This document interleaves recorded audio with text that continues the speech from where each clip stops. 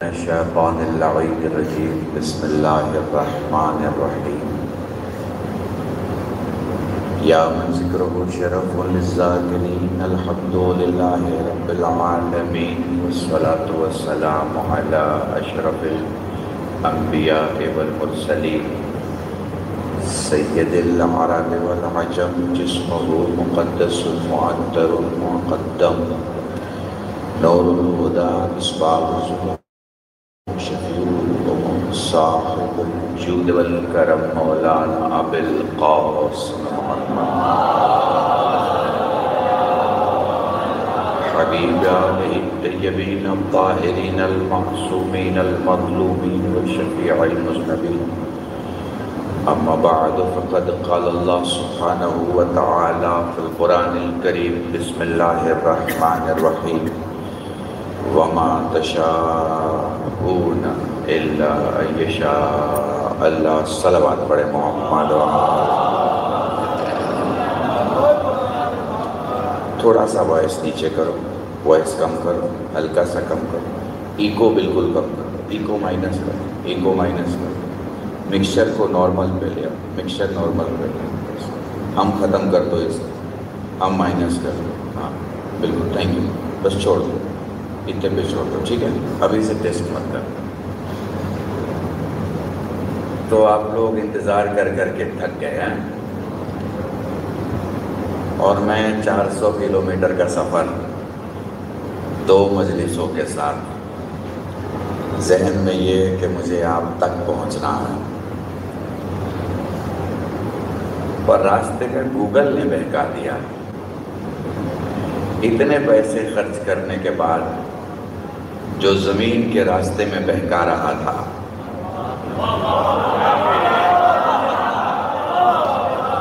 کیا مقابلہ کرے گا ایسی قوم کا جس کا مولا آسمان کے راستے بتا رہا ہے۔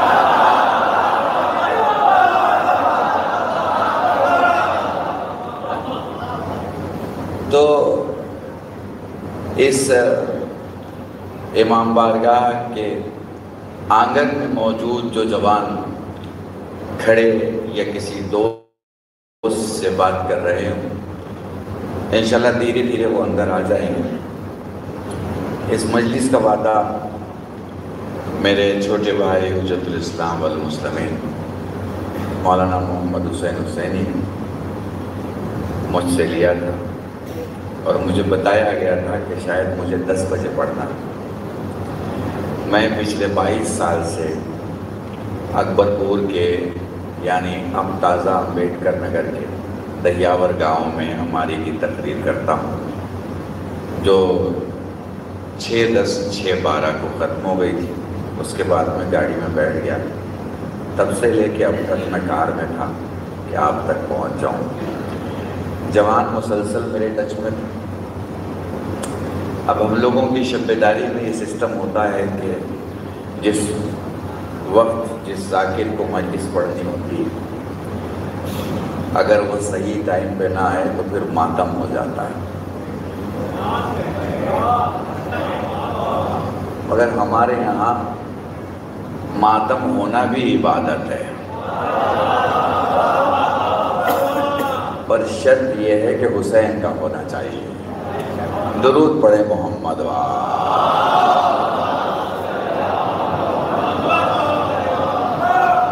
تو ماشاءاللہ ابھی آپ وہاں سن رہے تھے، گریہ کو نام تھے، ماتم کر رہے تھے، ساری رات عبادت میں گزارے، بچے ہوئے چند گھنٹے ہیں۔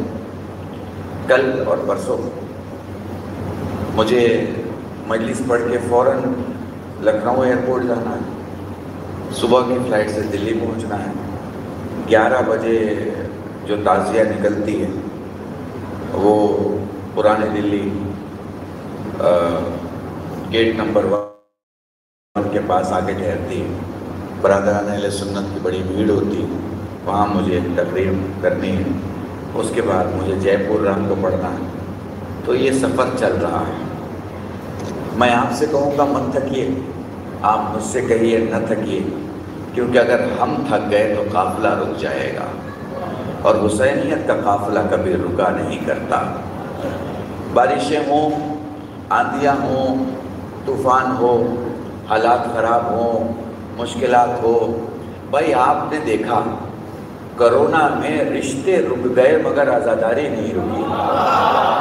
میں نے بہت بڑا جملہ آپ کے سامنے کہنا، میرے ساتھ رہیے گا انشاءاللہ۔ بہت کم وقت میں ایک بڑا موضوع انشاءاللہ آپ کے سامنے کلیئر ہوگا۔ سب کچھ رک گیا نا، عزاداری رکی۔ ایک جملہ اور بولوں، تھوڑا پولیٹیکل ہے، نوٹ بندی میں سب بند ہو گیا،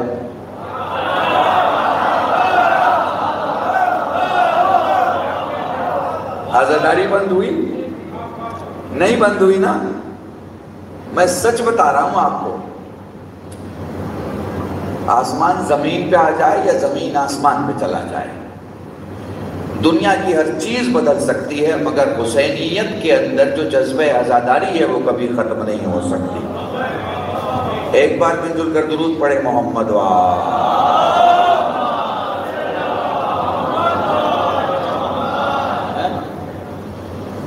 تو چلیں ساتھ چلتے ہیں تھوڑا ایک چھوٹے سے سفر پہ،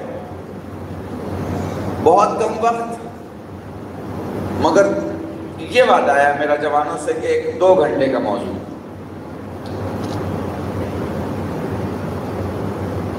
آپ کے سامنے مکمل ہوگا۔ ایک بار درود پڑھے محمد و آل محمد۔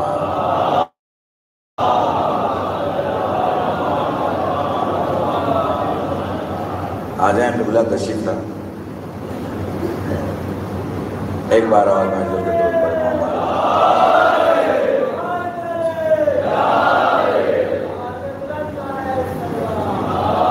قبلہ آ رہے تو میرے عزیز، ایک کوئی موضوع آپ کے سامنے لے کے چلتا ہوں اور آپ اپنے آپ کو جوڑتے چلے جائیے، ٹھیک ہے؟ دیکھیں، اس پوری کائنات میں، اس پوری دنیا میں، اس پوری سرشتی میں ہر چیز کا بدل ہے، ہر چیز کا بدل ہے۔ نہیں، تھوڑا اور آسان کر دوں، ہر چیز کا آپ کو آپشن مل جائے گا۔ یہ نہیں، یہ آپ کار استعمال کرتے ہیں، مرسڈیز نہیں کوئی دوسری گاڑی، بی ایم ڈبلیو نہیں کوئی تیسری گاڑی، فلاں سواری نہیں فلاں سواری، ہر چیز کا آپشن ملے گا زندگی میں، چوائس میں، رشتوں میں، ہر شے میں آپشن ملے گا، ہر شے میں۔ پھر آسانی سے سمجھا رہا ہوں، ہر شے میں آپشن ملے گا، ہر چیز میں آپشن ملے گا۔ صرف ایک چیز ہے علی، جس کا کوئی آپشن نہیں ہے۔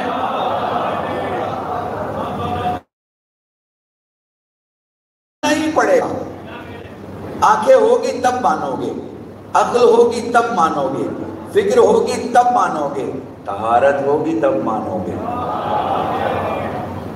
کوئی آپشن نہیں ہے۔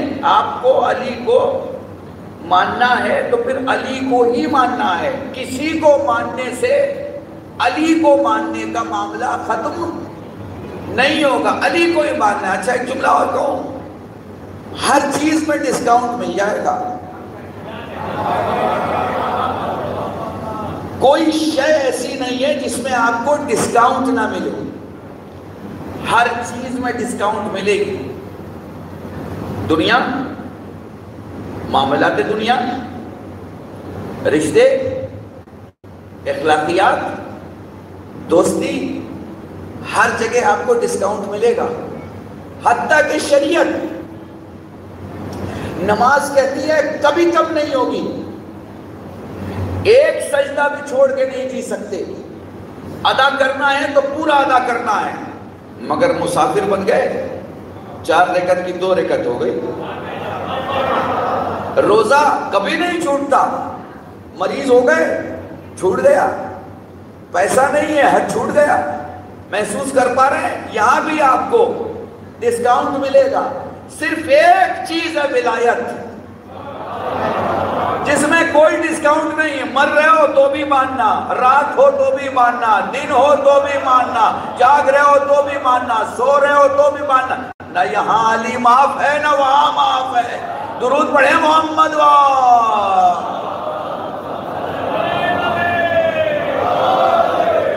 آپ کو یہاں بھی ماننا ہے اور آپ کو وہاں بھی ماننا ہے۔ تو بس علی اور قول علی، یہی عنوان ہے اور ربط مسائل، پوری توجہ۔ تو ہم کون سے مولا کے چاہنے والے ہیں؟ سٹینڈرڈ کیا ہے ہمارا؟ تو حضور ہم اس سے محبت کرتے ہیں، اب جملہ سنیے گا، ہم اس سے محبت کرتے ہیں جو علی سے محبت کرتا ہے، چاہے وہ ہمارے باپ کا قاتل ہی کیوں نہ ہو۔ بہت بڑا ہے جملہ، وہ میرا نہیں ہے، تمہارے مولا کا ہے۔ ہم اس سے محبت کرتے ہیں جو علی سے محبت کرتا ہے، چاہے وہ میرے باپ کا قاتل ہی نہ ہو، قاتل ہی کیوں نہ ہو۔ ہم اس سے نفرت کرتے ہیں جو علی سے نفرت کرتا ہے، چاہے وہ ہمارا باپ کیوں نہ ہو۔ بس اسی معیار کو اگر آپ نے برقرار رکھا تو آپ اس شہر میں آ چکے ہیں جسے شیعت کہا جاتا ہے۔ شیعت، خدا کی قسم، دنیا کے رہبروں میں اور آپ کے رہبر میں کیا فرق ہے آپ کو پتہ ہے؟ دنیا کے رہبر زمینوں کے مالک ہیں، آپ کا رہبر ضمیروں کا مالک ہے۔ زمینیں بکا کرتی ہیں، ضمیر بکا نہیں کرتے۔ آپ کے رہبر نے دنیا میں جو اسٹینڈرڈ قائم کیا ہے وہ کسی کمیونٹی کے رہبر نے قائم نہیں کیا، کسی بھی کمیونٹی کے رہبر نے قائم نہیں کیا۔ پوری ہسٹری اٹھا کے دیکھ لیجئے، پڑھا لکھا مجمع ہے میرے سامنے، بلگرام علم کے حوالے سے مشہور جگہ ہے، میرے ساتھ رہیے گا۔ آپ کو معلوم ہے جو اسٹینڈرڈ، جو عدل، جو زندگی کا معیار علی نے دیا ہے وہ کوئی لیڈر نہیں دے پایا۔ جملہ سنیے گا، دنیا کے ہر لیڈر سے جب پوچھا جاتا ہے خطرہ ہے کیا کریں، خطرہ ہے کیا کریں، آپ کو پتا ہے ہر لیڈر کا جواب کیا ہوتا ہے؟ ٹھہر جاؤ، شانتی سے بیٹھ جاؤ، دروازہ بند کر لو، گھر میں آرام کرو۔ مثالیں دی جاتی ہیں کہ جب طوفان ہو تو تیرنے کا ہنر استعمال نہیں کرنا چاہیے، مثالیں دی جاتی ہیں، ہٹو، بیٹھ جاؤ، بھاگ جاؤ، ٹھہر جاؤ، دروازہ بند کر لو، آرام کر لو، باہر نہ نکلو۔ علی سے پوچھا گیا، علی نے بڑا عجیب جواب دیا، فرماتے ہیں جہاں ڈر لگے وہاں کود جاؤ۔ خدا کی قسم جوانوں، جو میں تمہیں اس وقت بتا رہا ہوں، بس ایک دو بات ربط مسائل، جہاں ڈر لگے وہاں کود جاؤ، کیونکہ تمہیں کودنے سے اتنا نقصان نہیں ہوگا جتنا بھاگنے سے ہو جائے گا۔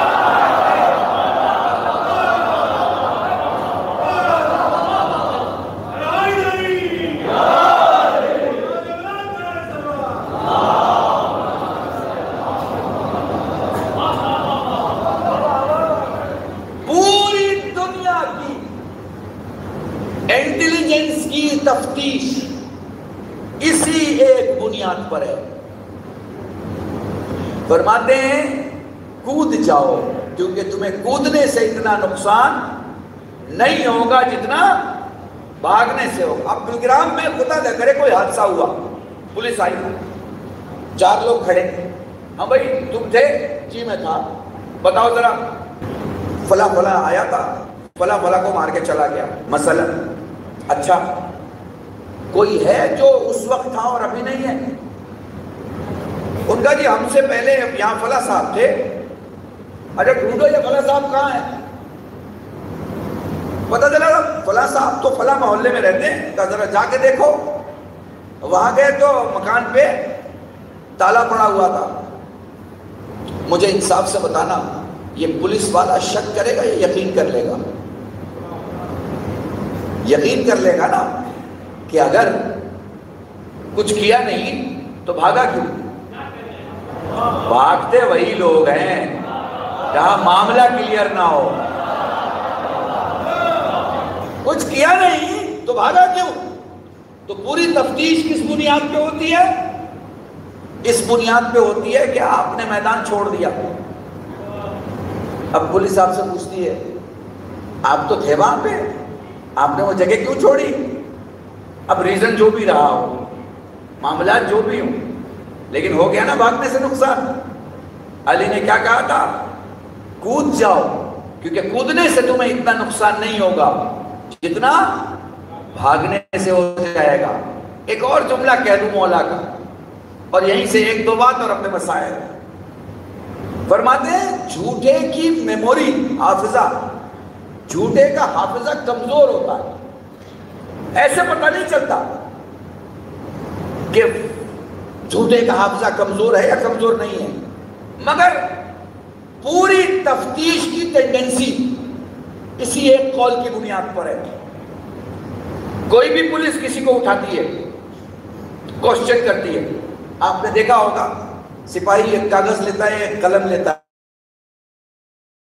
لکھنا شروع کرتا ہے۔ ہاں تو موقع واردات پہ آپ تھے؟ وہ کہتا ہے جی نہیں تھے۔ اچھا کتنے بجے گزرے؟ 12:30 بجے گزرے۔ پھر کیا ہوا؟ 3 گھنٹے کے بعد میں کہیں اور تھا، 5 گھنٹے کے بعد میں کہیں اور تھا۔ 10 منٹ بات کرنے کے بعد کہتا اچھا کتنے بجے گزرے تھے؟ تو کہتا ہے 11:40 میں گزرے تھے۔ کہ نہیں ابھی تو تم نے دوسرا ٹائم دیا۔ 15 منٹ کی گفتگو میں ایک بات میں 2 ایرر، آدھے گھنٹے کی گفتگو میں ایک بات میں 4 غلطیاں، 1 گھنٹے کی گفتگو میں ایک بات میں 8 غلطیاں۔ یہ بار بار غلطیاں کیوں ہو رہی ہیں؟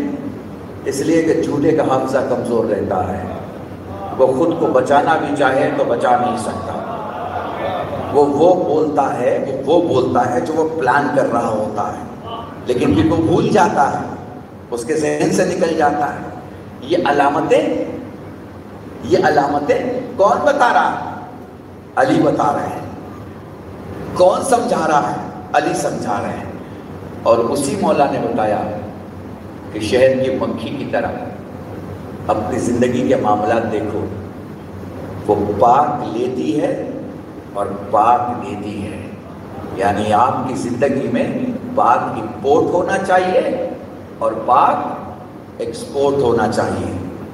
جتنی بھی محبتیں اپنے مولا کو دو گے سب کم ہیں، سب، کسی محبت کی کوئی حیثیت نہیں علی کے سامنے۔ یہ تو ان کا کرم ہے کہ مجھ کو اور آپ کو قبول کر لیں۔ بہت اہم جملہ بول کے اور اب تو مصائب پہ آ جاؤں گا، یہ ان کا کرم ہے۔ ورنہ خدا کی قسم جب تک کوثر سے وضو نہ کر لو علی کہنے کے حقدار نہیں ہوتے۔ جب تک کوثر سے وضو نہ کر لو علی کہنے کے حقدار نہیں ہوتے۔ کرم ہے ان کا۔ کیا لگتا ہے آپ اپنی کوالٹی سے جی رہے ہیں؟ آپ کو کیا لگتا ہے میں اپنی کوالٹی سے جی رہا ہوں؟ ہم دونوں کرم سے جی رہے ہیں، کرم سے۔ یہ ان کا کرم اور ان کی عطا ہے۔ اور ہم خاص کس وجہ سے ہیں؟ معاف کرنا، ہم اپنے سجدوں کی وجہ سے خاص نہیں ہیں، اپنے اشکوں کی وجہ سے خاص ہیں۔ ہم اپنے سجدوں کی وجہ سے خاص نہیں ہیں۔ ہمارے سجدے کبھی ادا ہیں، کبھی ادا نہیں، کبھی قضا ہیں، کبھی ٹھیک ہیں، کبھی ٹھیک نہیں۔ مگر اشک کے سلسلے سے میں اس ممبر سے کہہ سکتا ہوں کہ کوئی بھی شیعہ کا بچہ جو اللہ 1 پنجتن 5 امام 12 معصوم 14 کہتا ہے، وہ جب بلک کے روتا ہے علی اکبر کے لیے تو اس کے آنسوں میں کوئی دکھاوا نہیں ہوتا۔ میں ابھی دیکھ رہا تھا جوان بے پناہ زور سے ماتم کر رہے تھے، پوری عمارت ہل رہی تھی۔ میرے ذہن میں آیا خوش نصیب ہیں وہ مائیں جنہوں نے ان بچوں کو پروان چڑھایا، مگر انہی ماؤں میں سے ایک ماں لیلا بھی ہے نا، جس کے بچے کے سینے پہ ایسی برچھی لگی کہ ٹوٹ گئی ہے۔ انہی ماؤں میں ایک فروا بھی ہے نا، جس کے بچے کے لاشوں کے ٹکڑے ہو گئے۔ آپ کو پتا ہے شام غریبہ میں سب سے بڑا ظلم کیا ہوا؟ شام غریبہ میں سب سے بڑا ظلم یہ ہوا کہ جو لاشیں لا کے خیموں میں سجائے گئے تھے نا، جب خیمے جل گئے تو وہ لاشیں زمین کے اوپر، آسمان کے نیچے، سب کی نظروں کے سامنے آ گئے۔ اور جب لاشیں سامنے آ گئے نا تو ظالموں نے کیا کیا؟ لیلا کے سامنے اکبر ڈالے۔ میں بڑے آرام سے پڑھوں گا، مسائل تک میں آپ کو لے آیا۔ انشاءاللہ پھر کبھی زندگی رہی تو آپ کی خدمت میں حاضر رہوں گا۔ مجلسیں ہوتی رہتی ہیں، اس کے بعد بھی ایک مجلس ہوگی جسے میرے بھائی حجت الاسلام مولانا قمر سلطان صاحب اللہ خطاب فرمائیں گے، آپ اسے بھی سماعت فرمائیں گے، اس میں بھی گریہ کریں گے، نوحہ ماتم کریں گے، نماز پڑھ کے آپ گھر چلے جائیں گے۔ مگر ایک ماں ہے جو ایک ہاتھ زمین پہ رکھتی ہے اور ایک ہاتھ پسلی پہ رکھتی ہے۔ آپ کو پتا ہے میں بڑے آرام سے آپ کو آمادہ کر لوں مسائل کے لیے۔ مجھے پتا ہے آپ ماتم کر کے بیٹھے ہیں، آپ بہت تھکے ہیں، بہت تھکے ہیں، مجھے آپ کی تھکن کا بھی احساس ہے، مگر کیا آپ کو حسین کی تھکن کا احساس ہے؟ اتنی لاشیں لانے والا کتنا تھک گیا ہوگا۔ ہو سکتا ہے آپ میں سے کسی کو ماتم کرتے کرتے پیاس بھی لگی ہو، پر آپ کو احساس ہے حسین کتنے پیاسے تھے۔ اور اس پیاس کی انتہا میں ایک بات آپ سوچئے نا، سب نے حسین سے کہا ہے مجھے پیاس لگی ہے، حسین نے کسی سے نہیں کہا مجھے پیاس لگی ہے۔ سید سجاد سے سائل سوال کرتا ہے مولا کیسے روئیں؟ فرمایا آنسو کا وہ قطرہ جو آنکھوں میں رہ جائے مومن کا، جو آنکھوں سے باہر آئے صالحین کا، جو داڑھی کے بال تک آئے انبیاء کا، جو سینے تک آئے ہم اماموں کا۔ سائل کہتا ہے مولا جس میں آواز بلند ہو جائے، کہا میری دادی فاطمہ زہرا ہے۔ اس لیے جب بھی رویا کرو نا بآواز بلند رویا کرو، یہ نہ دیکھا کرو تمہیں کون سن رہا ہے، یہ نہ دیکھا کرو تمہیں کون دیکھ رہا ہے۔ اپنی 35 سال کی خطابت میں پچھلے 22 سال سے یہ جملہ پڑھ رہا ہوں، جب بھی کہیں میت ہوتی ہے نا 3 قسم کے رونے والے ہوتے ہیں، ایک گلی والا روتا ہے، ایک پڑوس والا روتا ہے، اور ایک گھر والا روتا ہے۔ حسین پر گلی والوں کی طرح نہ رویا کرو، حسین پر پڑوس والوں کی طرح نہ رویا کرو، حسین پہ گھر والوں کی طرح رویا کرو۔ جزاکم اللہ، خدا تمہیں کوئی غم نہ دے سوائے غم سید الشہداء کے، بس 2 روایت اور مجلس تمام ہے۔ سائل کہتا ہے مدینے میں مولا میں غریب ہوں۔ سجاد نے پھر سوال کیا کیا کہا تو نے؟ مولا میں غریب ہوں۔ کہاں کا رہنے والا ہے؟ مولا میں فلاں جگہ کا رہنے والا ہوں۔ سوال کیا سید سجاد نے یہ بتا تیرے ارد گرد ہمسائے میں لوگ مسلمان ہیں؟ وہ کہتا جی مولا مسلمان ہیں۔ میرے سوال کا جواب دے، خدا نہ کرے اگر تو مر جائے تو وہ کیا کریں گے؟ مولا مسلمان میت کو چھوڑا نہیں کرتا، میت کو دفن کیا کرتا ہے۔ پلٹ کے سجاد کہتے ہیں پھر تو غریب نہیں ہو سکتا، غریب تو میرا بابا حسین تھا۔ جزاکم اللہ، جزاکم اللہ، خدا تمہیں کوئی غم نہ دے سوائے غم سید الشہداء کے۔ ایسے رویا کرو، جس کسی کی مجلس میں رو ایسے رویا کرو کہ تمہاری رونے کی آواز چلتا مسافر سن کے سمجھ جائے ان کا کوئی مر گیا۔ جزاکم اللہ، جزاکم اللہ، خدا تمہیں کوئی غم نہ دے سوائے غم سید الشہداء کے۔ میں ایک عجیب روایت اگر تم نزدیک سے محسوس کر سکو تو محسوس کر لینا۔ 11 محرم سے لے کے پہلی سفر تک، 11 محرم سے لے کے پہلی سفر تک میں نے سجاد کو کبھی کچھ ڈھونڈتے نہیں دیکھا۔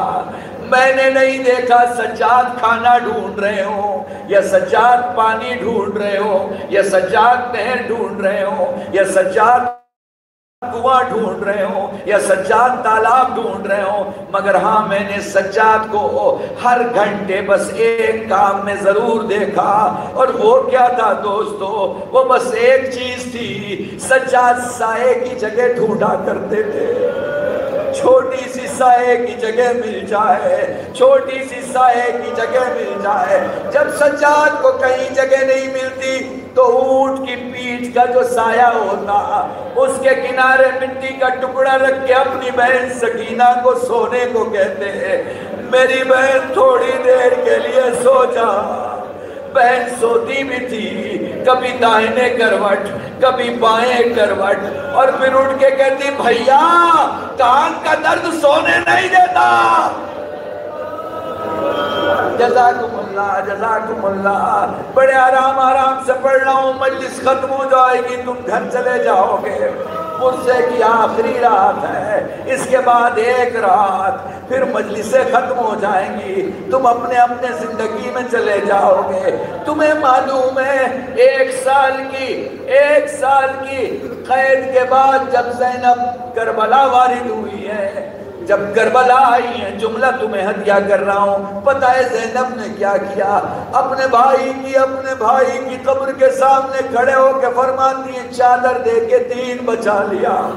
فرماتی ہیں میرے ماں جائے چادر دے کے دین بچا لیا، چلتے خیمے سے سجاد کو بچا لیا، مگر بھیا میں سکینہ کو بچا نہ سکی۔ جزاکم اللہ جزاکم اللہ۔ لو مدینے آ گئے، لو مدینے آ گئے، لو ایک دن جناب زینب اپنے گھر آئی، جناب زینب اپنے گھر آئی، دیوار پہ ٹنگی ہوئی ننھی ننھی اباؤں کو دیکھا، زینب کو محمد یاد آئے، اپنے بچوں کا ماتم کیا۔